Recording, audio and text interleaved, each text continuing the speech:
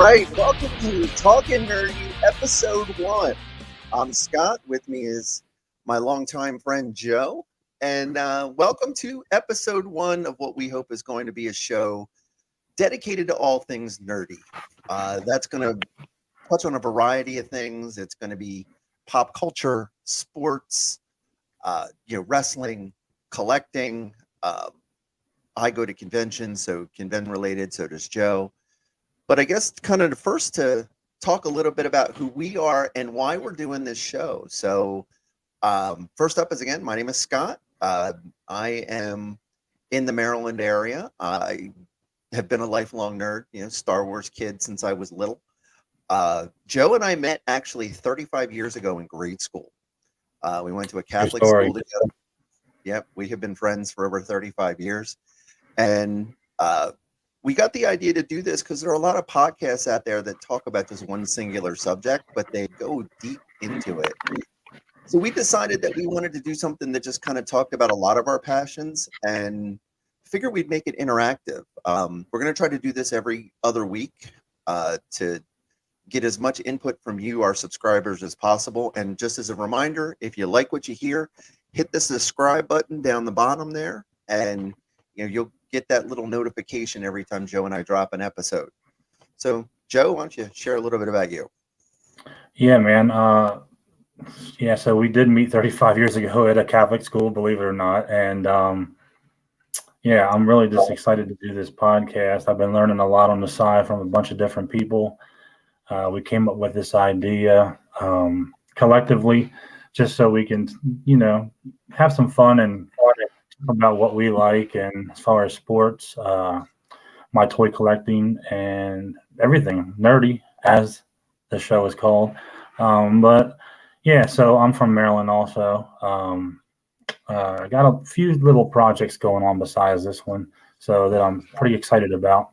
Got another podcast that I'm working on with EC Collecting, a guy who lives in Wisconsin. We've been collaborating on starting one called That Effin' Figures, and talking about a lot of toy figures and collecting and toy hunting. And I've also been making and editing my first video on YouTube for my toy hunts, which you can find soon. I'm working on a little bit of the editing process now, but I'm super excited for a few things. Also been on an awesome podcast with a good friend of mine, T3 Collects, and he has a show called Overgrown Third Graders that I've been on a few times, and it's really helped me out and get the courage to do something like this. It's going to be fun. I can't wait.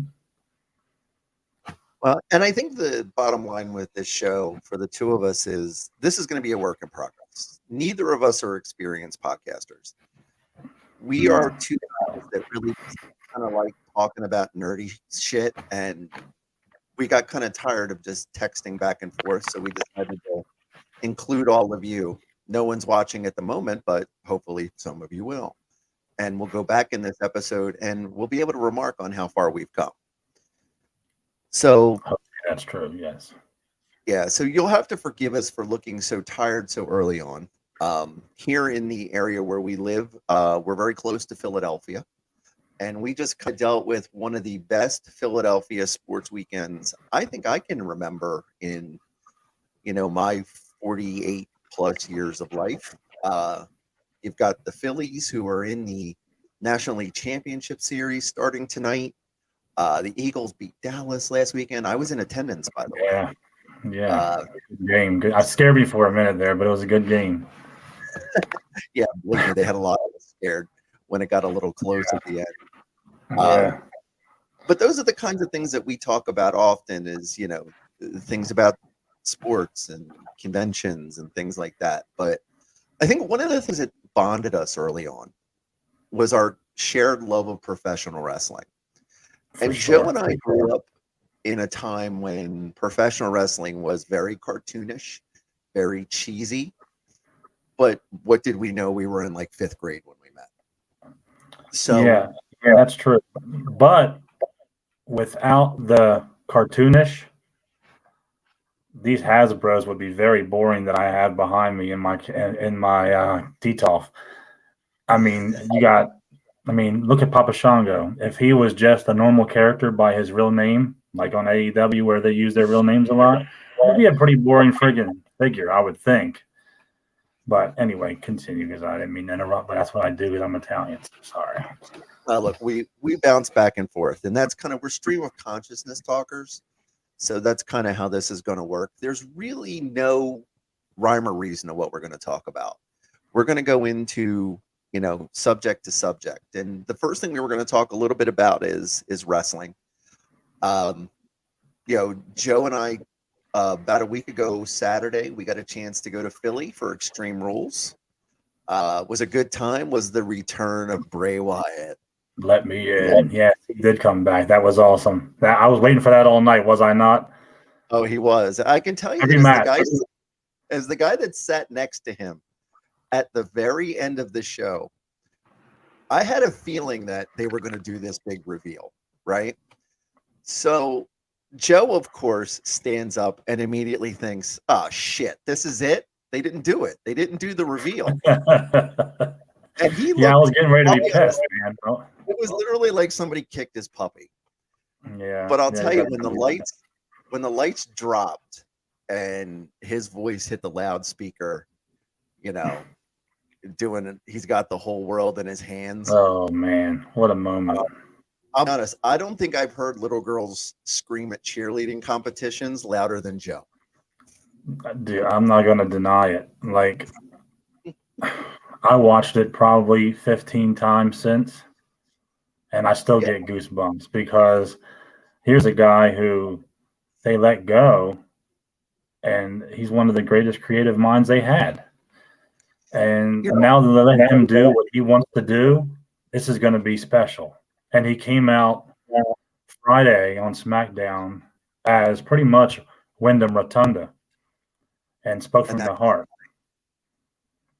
And yeah, that is his real name. And he is the son of what you might know him as Erwin R. Shyster, Mike Rotunda, and the nephew of Barry Windham. But you probably all know that. But, it was just special for me because, he's one of my favorites. When he got let go, that one stabbed me a little bit. That one hurt. There's a lot of people who got let go that I was like, that one hurt because I knew what they were getting rid of. I did not want him to go to one of the other companies and get, not used correctly. So now that Triple H is in, I think he's going to get used a lot better, and we'll see what he can come up with. It should be a pretty nice ride. Well, I would hope so. I mean, look, the show for the last year has been, let's just say in a word, hot garbage. I stopped watching it. On Monday night, the things. You and I would text throughout the evening, and are you watching? And my answer is almost always, no, I'm doing something else. Or if you were, it was just talking shit on the show. Like, this is terrible. What are they thinking? I would do this, I would do that. And now some of the things that I said we would do, or we said we would do, they're actually doing them. That's true. Where I used to think that 3 hours felt like 6 or 7, now it feels like an hour because I'm entertained throughout. And I hope it continues. Joe, we were visionaries a year ago. Well, we just had to get rid of Vince McMahon first, and then you got to give him credit for all he's done. But I think it was time to move on. Maybe a few years ago, but at least they realized it this year. And I think we're in good shape with Paul Levesque, Triple H in charge. So it should be, again, a nice ride. And it has been so far ever since, I believe, what was it, August or July, where he took over. Yeah. It's been great. Every week is surprise. Well, I was one of those people that always thought Vince would die in the chair in the gorilla position back there. But yeah, I think we all did. But, look, the sexual impropriety charges didn't hurt getting him out of there early. Yeah, I think he wanted to get out of the limelight on that one so he don't lose the stockholders. To be perfectly honest. Although the stock this morning was trading at $75 a share, and now there are rumors that the WWE may be up for sale. You got to wonder who would buy that. Yeah, Although it could be Disney, they buy everything. I would hope not. Because see what they No, did to Star Wars at some point. They've skewed off into some kind of sketchy little areas that I don't like. But no. And Star Wars is a mint. Come on, they print money. They could put any piece of shit out on yeah, Disney and people and watch it. I love Star Wars more than anything. But I just think Disney sometimes takes it too far. Yeah, I I would think have they did never. that with By Spider-Man the way, as well. I never would have guessed how much you love Star Wars with the fact that you have a big Star Wars mural behind your head. Yeah, you see Yeah. that? Force is with me right now. See, we promised nerdy talk this evening. Yeah, man. And We got that on pretty straight too. Me and my wife did that. Like we got that on pretty damn straight. One shot. You only got one shot. It does not come off, and if it does, you're not gonna put it back on. no, So you're gonna be reaching thanks to for that her. wall. What you doing? What's that? That's definitely 2 coats of paint to cover No, that that's up. getting cold with the house. I'm not taking that off.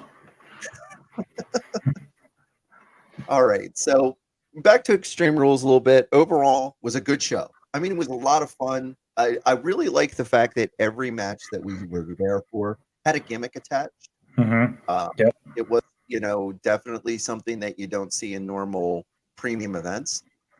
Right. Show moved quick. Every match had 30 minutes. I mean, I think I called it early on in the night. You and I were sitting there, and I turned and I was like, man, every match has had 30 minutes. And damn, if at the end, the last match went a little long, and then the Bray thing happened, and that went a little Yeah. long. But overall, it was well done. So, Yeah, it was a good show. Like you don't need 30, 40 matches to have a good show. Like he proved that night that 6 matches that actually meant something. That's good. You don't have to have. You don't have to go to 1 o'clock in the morning. You don't. no, You that just was got to what the put on girl. some quality shit. Yeah, and you know what? And we had good neighbors too. So shout out if you ever watch this show. They were cool ass neighbors to hang out with. So I don't know their names, but we had fun. It was a good row. They're from Jersey. I do remember that. Yeah. But Yeah, the I people do that remember next that. to Extreme Rules, they were a lot of fun that night. Yeah. So I guess that moves us into, look, I don't know about you. I did start to watch Monday Night Raw last night. And candidly, I was so tired from the weekend of Philly sports, I fell asleep in the middle of it. Have not finished it. I did go back and read the highlights. Looks like they brought Elias back. Yeah, I saw that. Yeah, I saw that. I'm not a fan of that gimmick. Yeah, well, it's better than Ezekiel. And they gave him time to grow his beard back, so he took some time off. It didn't grow his back; it grow back as long as it was. Oh, really? But it literally it's like if Randy Macho Man Savage and the Honky Tonk Man had a baby. Yeah, then he would be the illegitimate love child. I will say this: when he was Elias Sampson, walking through certain, like, take Elias again and let him drift. Like, just come out to the ring and walk around the ring as a match is going on. Maybe, as he does that, someday another wrestler, I don't know, Kevin Owens, maybe walk him. I use him because they had a feud when he was Elias. Remember the old Iron Sheik, Sergeant Slaughter, how they started their feud just by neither one of them wanting to move out of the aisleway? Remember that back in the 80s? All they have to do is have him come out and then get in somebody's way, and you can start a beautiful feud that way. It doesn't take much. It just takes neither one of them wanting to move, and then you got another Sergeant Slaughter Iron Sheik feud that went on for years. Well, what's interesting is, I don't know if you've watched these yet on Vice TV. It's the Tales of the Territories, where they get some old. Oh, it's fantastic. It's done by the same guys that do Dark Side of the Ring. Okay. And one of the cool things about this show is they just get some guys around a table from that territory and tell stories. Like this week is the AWA. Last week was a whole episode around the Jerry Lawler, Andy Kaufman feud. Yeah. The week before that was Mid-South. So, they're going to do World Class in a couple of weeks. And they talk about these kinds of stories, how easy it was to start a feud And I highly recommend it. If you haven't had a chance to see it, go back and watch it. Yeah, I'm gonna give it a shot. I'm definitely gonna look that up. But like you were saying, it doesn't take much to start a feud. I mean, I can't think of a more simplistic way than when the Iron Sheik was walking. I think he was walking towards the ring or vice versa, and they got in each other's way, and neither one of them would move. And then, I mean, that feud lasted, I guess, up until wrestling got wonky, and then they put Iron Sheik and Sergeant Slaughter together with the whole the Iraq whole gimmick. Yeah. But I mean, yeah, it's very simple. I mean, it doesn't take rocket science, and I think they think too deeply into it these days, and they don't need to. But they could do that with the Drifter, let him get in somebody's way, and then boom, and make him more relevant. I think it would be a good thing, but going into the ring and singing every week doesn't really do much for me, but I'm glad he got his job. I'm glad he's not Ezekiel anymore. I mean, that was just ridiculous. That was one way I think if McMahon would have stayed in, he would have been probably released, and that was probably just a way to get him back for something. As near that's what him and Pritchard do, man. Him and Pritchard just bury people, and I'm just glad they're gone. I'm glad he's gone. I know Pritchard's still there, but hopefully he's not far behind. You're not wrong. Brother love. So some of the other things that we'll talk about, and look, we're in October, so it's spooky season. One of the things I'm super passionate about is horror movies. Me too. And Joe is as well. Another thing that we share a bond over, and a lot of the time I spend on weekends is going to horror conventions. So there's going to be some things that we'll talk about of people that I've met at conventions. We'll talk about upcoming shows. There's 2 in New Jersey that are going to be coming around. One at the end of the month that's kind of really more for folks who were around more in the 80s, like Joe and I. These are like, people. The girl that was the first kill in Jaws, she'll be there. Shawnee Smith, who was in summer school. It's called Chiller Theater in Parsippany. Yeah, she was in Saul. And in Saul. Yeah, and she was in Saul as well. So that's awesome. Yeah, but I remember her in summer school. That's an awesome show too. I like them crazy comedies too, like the Step Brothers type things. So yeah. By the way, did you Will Ferrell and Ryan Reynolds have a musical coming out at Christmas? Jesus. I'll watch it. I'll watch. It looks hysterical. Yeah. But it's supposed to be centered around A Christmas Carol, where Will Ferrell is like the ghost of Christmas past. It reminds me a little bit of Scrooged without the evil TV executive with Bill Murray, but it's a musical, which has a ton of potential. And with those two, you never know what they're going to say or do. So not to get too off topic, but Chiller Theater is the weekend of Halloween. So I'll be out in Parsippany, New Jersey, that Saturday. One of the big things for that is Ace Frehley from Kiss, the original guitarist, is going to be there signing autographs. And my buddy Rick is one of the biggest Kiss fans on the planet. So we're taking him out so he can meet Ace Frehley. I really just want to watch him fangirl in front of Ace Frehley and try to stammer out something.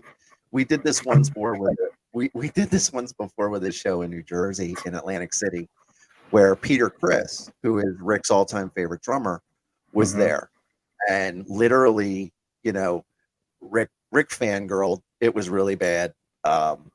He was sweating. He got really nervous. And I guess that leads to an interesting question. Have you ever met a celebrity or somebody that you were really kind of starstruck with in person?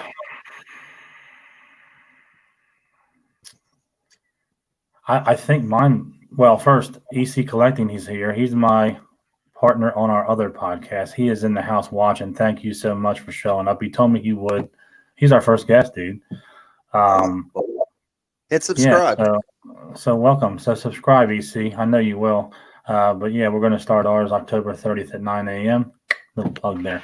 But I think mine more centers around wrestling because I've never been like, I mean, I would like to meet Robert England, I think, at one point. I think I will, through you, we will go to a show and I will meet him. He's an awesome, he's one of the ones I would think. But I met Hulk Hogan before, and it was weird because me and my father went to Spectrum Wrestling that used to be big in the 80s, and he was walking through the parking lot, him and Nikolai Volkov. And, just got to pat him on the, I guess, on the rib cage because I was small at the time and I couldn't reach his shoulder. But yeah, this is pretty cool to see him that close. And they were so like big. It was just like overwhelming for a kid my age. So then after that, we would just get to the Spectrum early and watch the wrestlers come in their cars.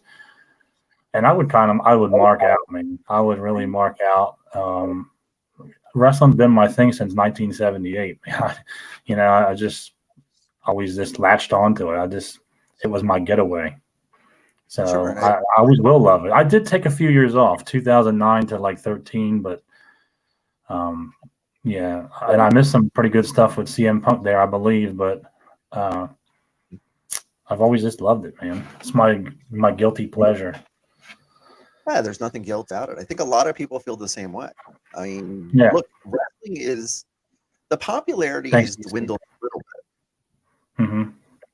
but I still think that there's an appetite for it because there's a level of entertainment that they provide that you can't get going to a concert or going, to a Broadway show or, this is literally a soap opera in spandex. I mean, let's say what it is.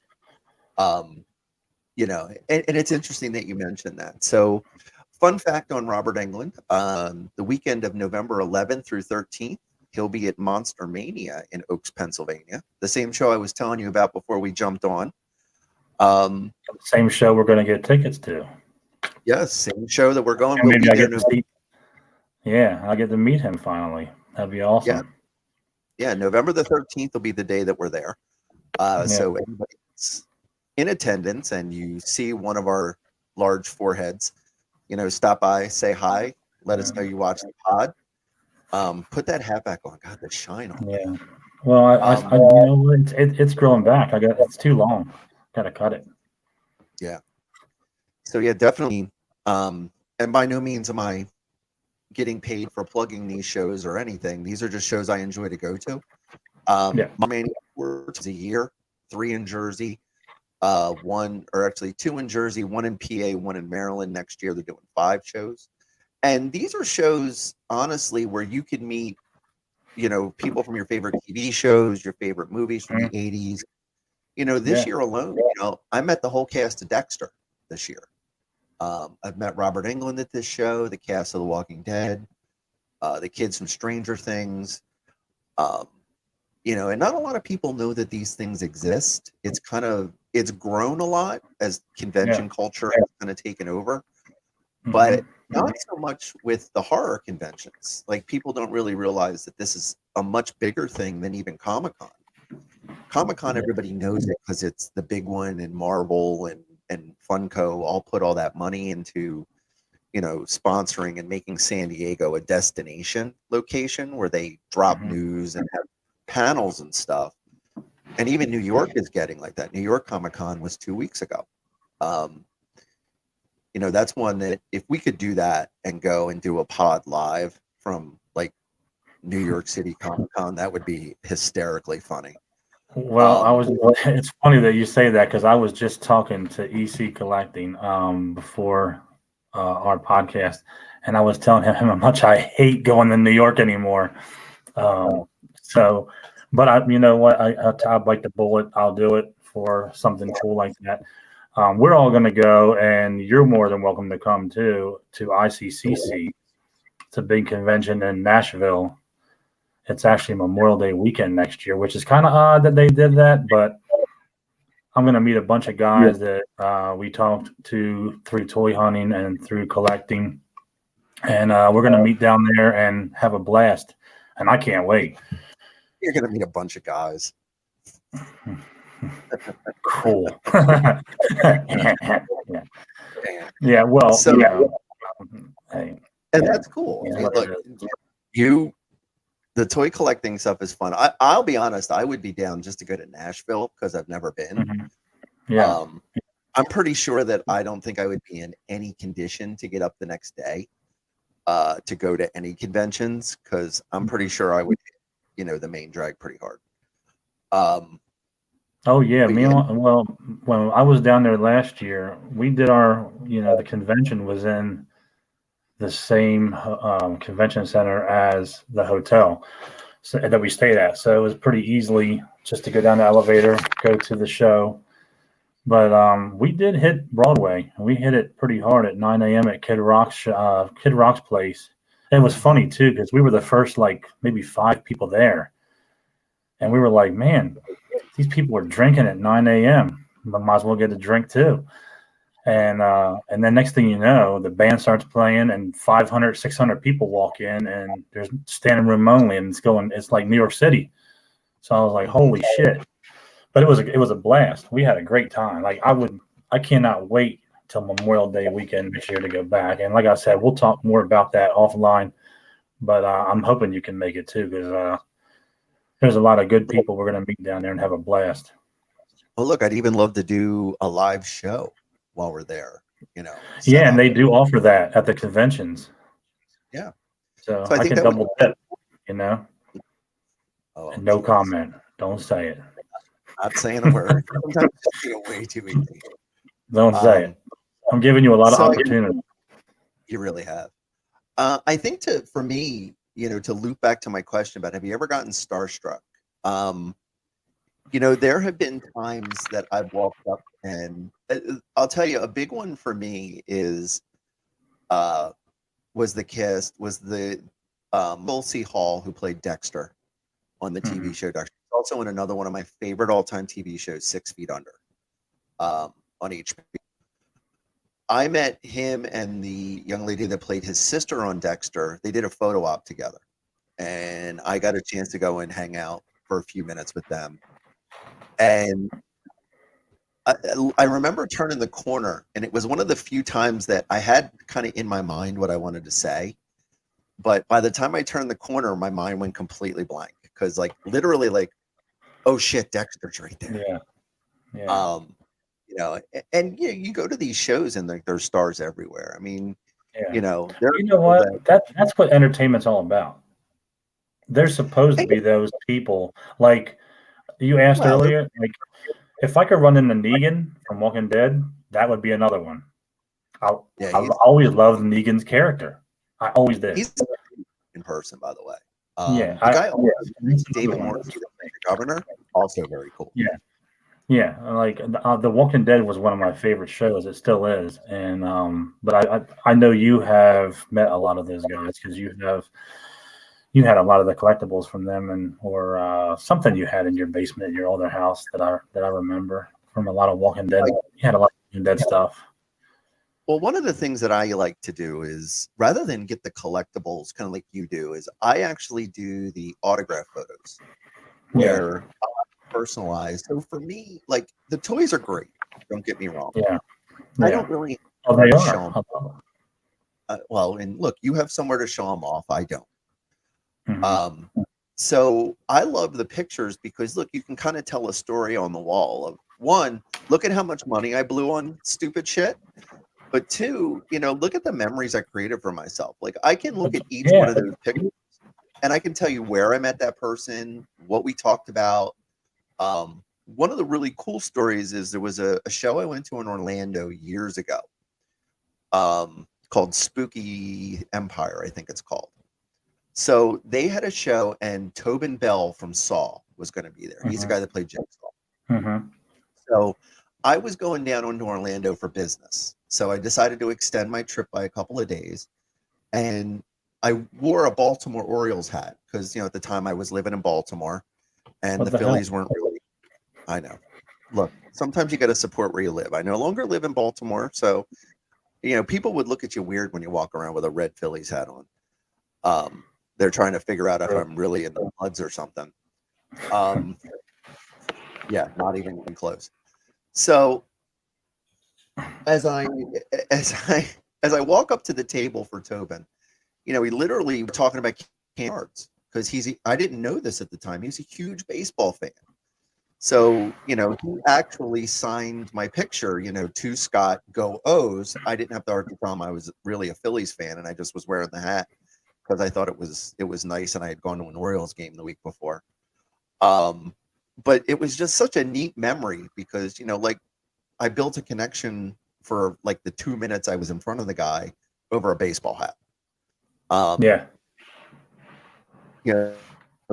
My brother has a game that he likes to play when he goes with me to these shows is he looks on their IMDb pages and he finds the most obscure movie that they're in. And we're talking like something that I don't even think they saw. They know they were in it, but they probably haven't seen it. And he starts to ask them all the plot questions. And it's hysterically funny. Because literally you look at them kind of struggle to find the answer, but want to be really nice to them at the same time. They're annoyed that this idiot in front of them literally is like asking them random questions about a movie that, probably came out 25 years ago.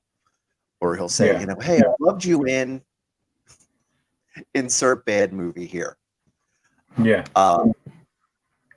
So that's kind of some of the cool stuff. And look, as we come closer to, Chiller, I'll talk a little bit about that after I come back, after Halloween weekend. And, we'll talk a little bit about Monster Mania because that'll actually, I think, be your first horror convention. It will. Yeah. So and that's weird because I liked horror for so long, but like you said, there's so many of these things that are out there that you just don't know about. Mm-hmm. There's a lot going on. I found the best way to find out is like through Facebook and Instagram. I mean, they share so much that it makes it a little easier to keep track of all this. No, you're right. But there's also, and I want to bring up, there's a Bel Air, Maryland has a thing called StellarCon in November. And I wanted to, offline, we're going to discuss, see if you can go to that. But I think that looks like a pretty good time. I think it's where we saw NXT one time. Yeah. At the college. At the college. So talk about that. I'm going to definitely go to that. It's too close not to. It's 40 minutes from me. So if that. So I want to go. I'm definitely going to go. We'll talk. See if you're going to go. Be able to go. And I think if I remember correctly, didn't they have the guy that played the guy with the tiger on Walking Dead? His name escapes me at the moment. He's going to be there, and then the guy that played Rufio in Hook is going to be there. Yeah. So, the voice of the '90s X-Men Wolverine, Cal Dodd, is going to be there too. If you watched the animated series, I think I will watch the animated series. Let's be honest. Ezekiel, thank you. I'm literally having a somewhat senior the close. We're not talking about Ezekiel again, are we? That's who I couldn't remember. The character. We're not talking about that Ezekiel. I know. No, we're talking. Actually, Kari Patton from The Walking Dead is going to be there. That's who we just talked about. Which will be awesome. They have a lot of people here. Yeah, they have a lot of people, more than I even actually realized. He would be pretty cool to meet. I've always liked his character on The Walking Dead as well. I thought he brought something to that show towards the middle and end of it. That might be something to look into for sure. I think one of the cool things about those shows, though, is it's a community. You start to recognize the same people if you go to like the same shows every year. And you get on the Facebook pages and you interact with people and you meet the vendors. That's what's the cooler part about it is the merchandise. Are you bringing shit over there? It's the first show. My phone just fell and scared the piss out of me. It's the first show. You can't be breaking shit the first night. Yeah. I'm destructive. Well, and I think one of the cool things are the vendors. And as we go through, I'll probably try to highlight some of the really cooler things I find at these shows, because I Yeah. like to come back with like a cool coffee mug, or a neat shirt or sweatshirt that I don't see anywhere else, that you can't order online, because then people will always ask, "Oh, where did you get that?" And you'll be able to go, "Oh, at a horror convention." Yeah. Well, actually, Um, that was kind of like at Extreme Rules. mhm, We found a way to buy shirts there that we haven't seen before, where they yeah, had the barcode, and you just scan it and then it's ready in 5 minutes. I thought that was awesome. that was Um, kind of cool. I will say, look, the WWE, say what you will, they're a marketing machine, they're a money making mhm. empire. But Yeah, man, do they just a way of selling merch and doing it in an efficient way. So what Joe's talking about is, at the event, Joe and I are walking over to our seats. We decide to stop and get something to eat because Joe's a bottomless pit. it's We true. walk over, and there's a t-shirt stand, but they're not selling shirts. They have a whole stack behind them. Well, when you walk up, there's a barcode for you to scan, a QR code. You scan it with your phone. It takes you to a website for these special event shirts that you can only get at the event. So what's neat is you scan it, you buy 2, 3 shirts, and you go and you sit down. 5 minutes later, they text your phone. You come back, and there it is. So Joe and I, being the giant nerds that we are, we both bought shirts. Um, I usually just wear mine around the house. Although the Philly 316 shirt was kind of cool. I'm probably going to wear that to an Eagles game at some Yeah, point. yeah, it's pretty cool. I should have worn it Dallas week. I didn't think this out. You should have. I did Yeah, not plan properly. I really didn't plan properly it'd been a last little week. So, chilly sitting there unless you put a jacket on, but it's getting a little well, chilly now. I am a robust gentleman, so I do produce a lot of heat. That's true. I Um, found that out at Extreme Rules also, as I was yeah, 'cause wedged into the seat next to you. I got to tell you, one of the things that drives you nuts when you're a bigger person, when you go to some of these events, is the seating. I mean, literally, did they design these for supermodels? I have to They must have. shoehorn, Short and supermodels. well, and I'll tell you, it does not do anything for myself. So the sheer fact that I have to wedge myself into the seat, and then every 5 minutes, because someone on this podcast has to sit at the end of the row, and that person is not, yeah, exactly, has to sit at the very end of the row. So every time somebody either wants to leave with their kid who wants cotton candy or soda or has to go to the bathroom, Fucking has cotton to candy. uh ew, it's like it's empty.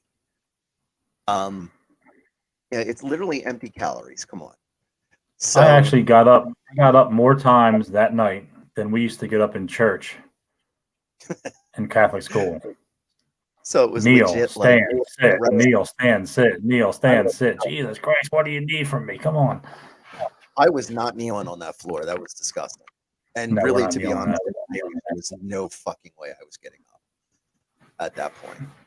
So so and I kind of lost my stream of consciousness for a second there, but kind of going back to the You. convention thing. Um, I think with the convention culture, with going to a horror convention and kind of standing in line to get your autographs and things like that, it makes it even cooler when you're in October, because it's Halloween. That's when you're kind of watching a lot of these things. Yeah. So I got to ask, have you seen the new Hellraiser yet?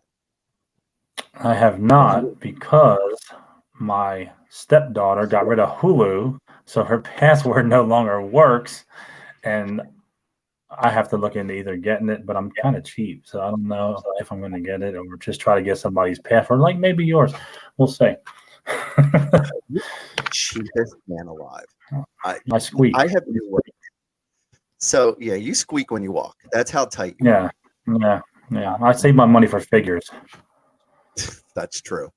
So the Hellraiser movie I thought was great.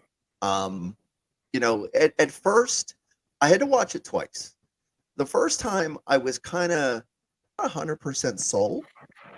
I was kind of like, well, look, I grew up with the Doug Bradley version of Pinhead. So as bad and as cheesy as that movie is, and with the bad special effects and all of that, you know, I really, and EC, yes, I loved it as well the second time. I had to watch it twice because, look, I think the first time I was really doing way too much comparison to the first one. Yeah, you got to look past that sometime. I've also read, well, and look, I've also read The Hellbound Heart, which is the book that, the Hellraiser series was fashioned after. So, for me, it was really difficult to kind of separate it. But I think when I watched it the second time, I was able to say, all right, let's just watch it based on the merits and the story. And you know what? I heard the same thing with Prey. You're right. You got to go back and watch it twice. But that second time, like when you watch it just for the sheer fact of how beautiful the special effects were and how much they were able to do that they couldn't do with the original Clive Barker version. I was really, really happy with it. And it wasn't a retelling of the story. It wasn't a reimagining. There was nothing that really paralleled it to the first other than the Cenobites. It was a completely different story. It got there a completely different way. It was really way more centered to the short stories, which was really cool. So I would highly recommend it. I will tell you. Yeah. I'm definitely gonna watch it. I might just do the free subscription and see if there's anything else that I want to watch on there. If not, then we'll see. See how you really just need to get, you need to get one of those bundles for your phone where you can just get Hulu, Netflix, and get it all included in your plan. Like I do. So I'll tell you the other thing that I'm really looking forward to is tomorrow night. I'm going to see Terrifier 2. Super excited about this. I saw Terrifier 1 several years ago when it came out. I've met the director at horror conventions a couple of times. He's a super cool guy.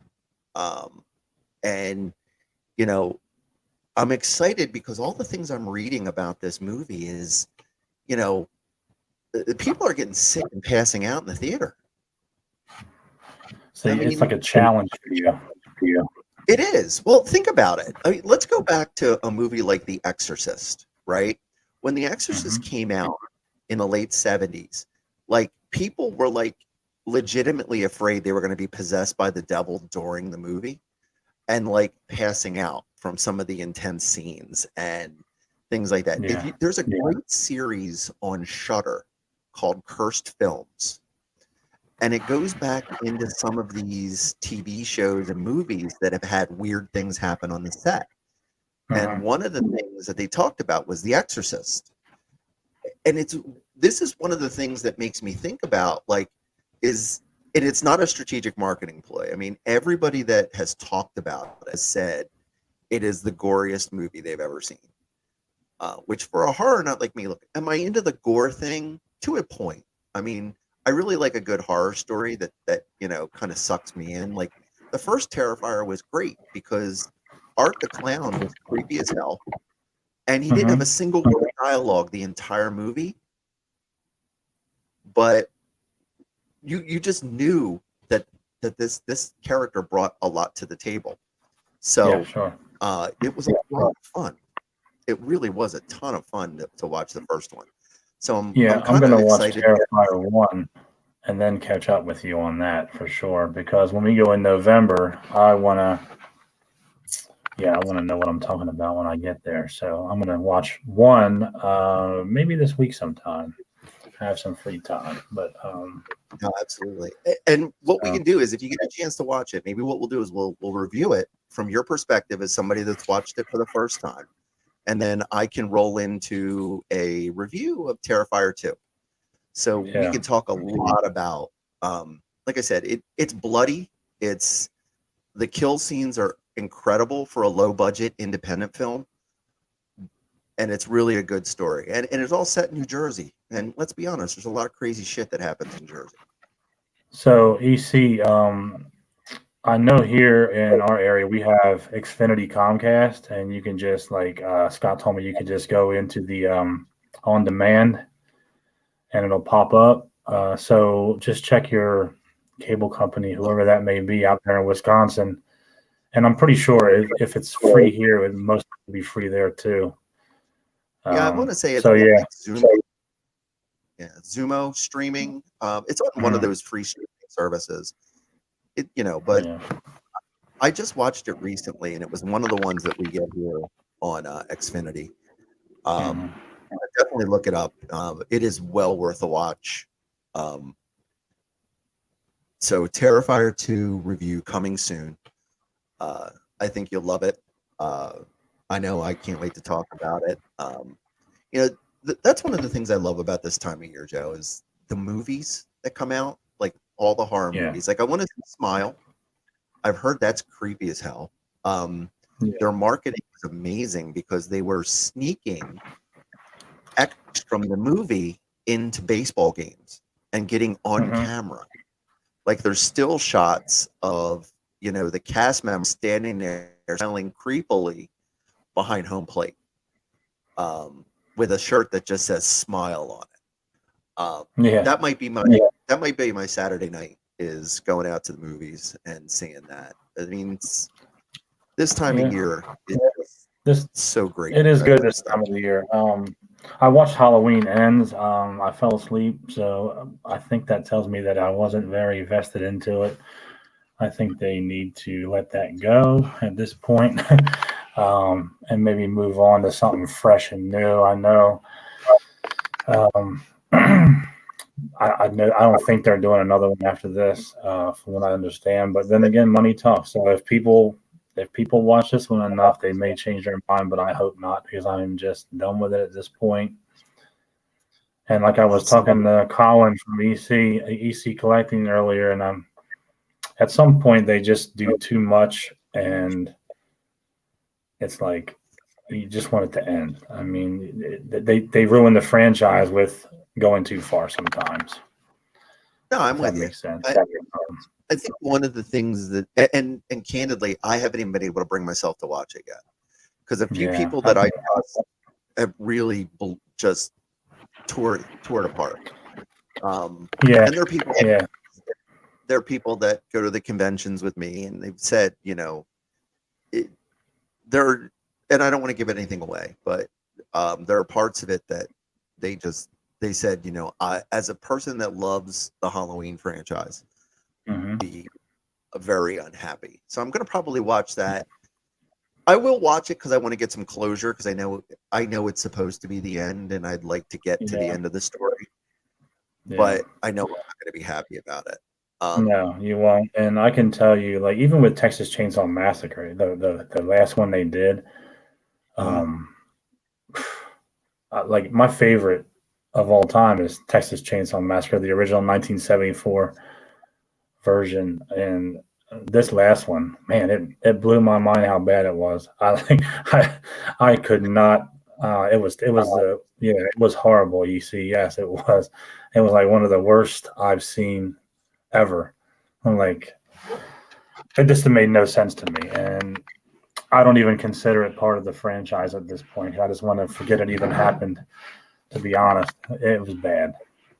Well, what's funny is, these movies that they add to the canon, of the whole story, they're really either like, there are very few movies that hold up. Like Hills Have Eyes, the remake was really good. I did enjoy that. But the older version was better. Yeah, the original was better. Yeah, I agree. But the remake was awesome. They did it well. And look, they held true to the story. I mean, there are certain people that I would trust with those kinds of things. I had a long conversation with a buddy of mine about, we met John Carpenter not too long ago. John Carpenter, who is the mastermind behind the original Halloween, They Live, Big Trouble in Little China, one of my personal all-time favorite movies. We met him at a convention a few years ago, and we were talking about what his vision of the end of Halloween was, and from what I understand, it's not even close to how this story goes. No. What's funny about that was he actually wanted it to be not Michael Myers in every one. He wanted it to be like a different storyline for each movie. That's why on part 3, where they Season had of the the Witch. silver shamrock masks, and then that song just drove me absolutely bonkers. And I did watch it not long ago to try to, just give it another chance. It's not one of my favorite. I know they have a cult following on that movie, but I will not be part of that. No, and personally. Look, they don't make movies like they used to. I mean, look, there's not an original idea left. Although, no, I take that back. Jordan Peele has done an amazing job releasing some horror movies in the last few years that really kind of have re-energized horror a little bit. But, if you go back, I mean, look at it. I mean, like, to me, you look at movies like House of a Thousand Corpses, The Devil's Rejects, which, by the way, The Devil's Rejects, literally the best ending to a horror movie of all time. That was amazing, which went right into 3 from Hell. If you haven't watched that, Shudder is your place to go. To answer the question here that we have on the chat, I loved The Last Candyman. I thought it was a love letter to the original, quite honestly. I thought it was well done. I thought the story was creepy. I love that they threw the original actors in there. Virginia Madsen. I loved that they got, Tony Todd back. I mean, it really, like I said, it felt like a love letter. It really did. It held up to the original.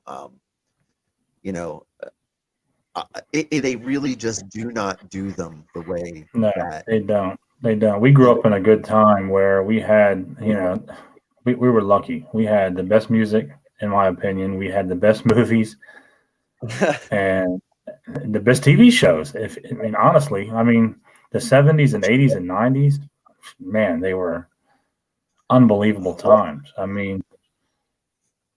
What a time to be alive, and wrestling. All of it. We had it all. Yeah, we did. They don't know they don't know what they missed by not being old, man. Hey, look, it was a cultural renaissance. Think about it. When we were kids in the early 80s, right? We had Ghostbusters. We had Gremlins. We had Nightmare on Elm Street. We had the Goonies. We had movies that you just can't. Karate Kid. Back to the Future. Yes. Star Wars. I could go on for days. We had it all. And you know what I want to do? I think in a future show, what we need to do is like our Mount Rushmore of like top 5, top 10 movies. But do it with a theme, like top 10 movies that involve Christmas in some way. And you could throw in Gremlins and you could throw in things, but maybe that's something that will, and Die Hard, which, by the way, to settle any arguments that people are going to have with us, Die Hard, absolutely a Christmas movie. Damn right. It's not Christmas until Hans Gruber falls off Nakatomi Plaza. Exactly. We should put that on all day instead of A Christmas Story at Christmas. First of all, how dare you? That is a Christmas. I can't even look at Ralphie anymore, dude. I'm done.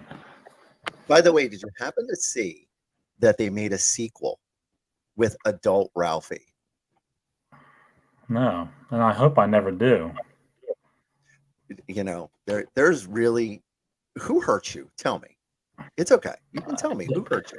Anything they put on for 24 hours or more straight over and over and over, it's gonna drive you fucking crazy. And that's exactly what they did with that show, that movie. I don't watch that any other of the year except for I'd rather watch 1930 Scrooge, than that. And I think I usually watch it a lot because my father puts it on sometime. So look, EC even heard it today. It's going to be on HBO Max. It is a sequel. It is a full-on sequel to A Christmas Story as Ralphie as a father. I am absolutely going to watch it at least once. I'm not. I may watch it, but I'm not going to watch the original for about another 10 years until I miss it. And I don't know if it's going to be 10 or 20 years before that happens. that'll be what we'll do. Is we'll get some suggestions on, Mount Rushmore type shows of, top five, movies that have Christmas in there somewhere, or top five movies to Horror. watch, top five horror movies, or top five horror Top. characters, or Well, I each mean, I one of think us it'll be will- top four. Wouldn't it be top four if it's around Mount Rushmore? I'm just literally, saying. it could be a top five list. You don't have to be Larry literal right now. So I'm always. yeah, I mean, You say Mount Rushmore, like, so if you say that for wrestling, you can only pick God. four. Breathing That's gonna be back to tough. wrestling.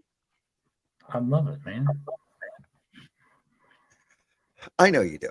I know you do. But that's what I'm trying to think. Like, get some suggestions in about some things we could talk about. It doesn't have to be movie related necessarily. I mean, we could do, top five, TV shows of the 80s at some point. That could, Yeah. I'll be honest, we could do an entire episode on some of these things, because the debate will be amazing between the two of us. Yeah. Because I know my top five and your top five would be completely different.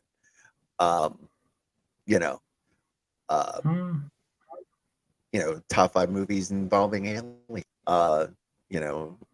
So that could be that'll be something that we'll start to do on the show. Maybe once a month we'll do a top five show. To kind of get some insight and spark some debate.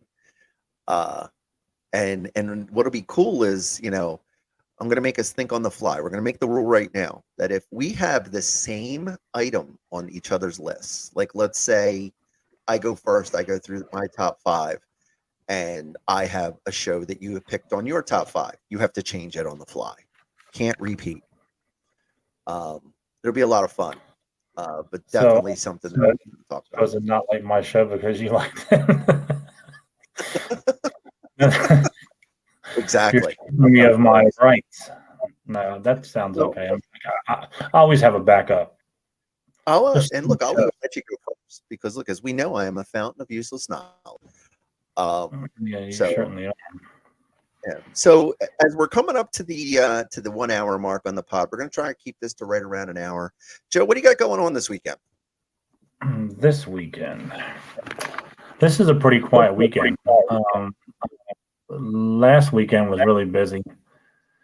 We did a haunted attraction in New Jersey, Night of Terror. A bunch of us went up, had a great time. Found a new brewery about 7 minutes from that place called Bonesaw Brewing. Who couldn't go there after you go to a haunted attraction and then you find something called Bonesaw? Got to go. So that was awesome. So last week was kind of busy. This week I'm kind of laying low, not doing too much unless something comes up. But yeah, this weekend not real busy for me either. Last week's swamp. This weekend, Friday night, I'm going to a horror movie trivia night in Maryland on Friday with some people. Do competitive trivia on a team a couple of nights a week sometimes, because I don't have a life. Saturday, like I said, probably going to be the movies, and then probably out to watch some football since the Eagles are off this weekend. But, they're off. So they are. So with that, look, first pod in the books. We survived. And we went the whole hour. Yeah. And we had one listener and one watch. I mean, so thank you, EC, for watching. Hopefully it grows from here. Hopefully we didn't bore everybody to death. Look, this is the first one, the first of hopefully many. So, we'll definitely, subscribe, leave some comments, give us some ideas of things you want to see us talk about. We want to be very interactive with you because we really want you to help us steer the direction of the show to keep it fresh and interesting. So it's not just stuff that we want to talk about. I mean, we could do that. Don't get me wrong. But let's be candid. Joe and I are not the two most interesting people on the planet. We have a podcast, for God's sakes. We don't take ourselves very seriously. But look, we want you to interact. We want to thank you for watching. Even if you're someone that didn't watch us live and you're watching us on replay, thank you so much. Hit the subscribe button, interact. We'll see you in a couple of weeks. Again, I'm Scott. This is Joe. This is Talkin Nerdy. And we'll see you next time. Thanks for watching, guys. Buddy.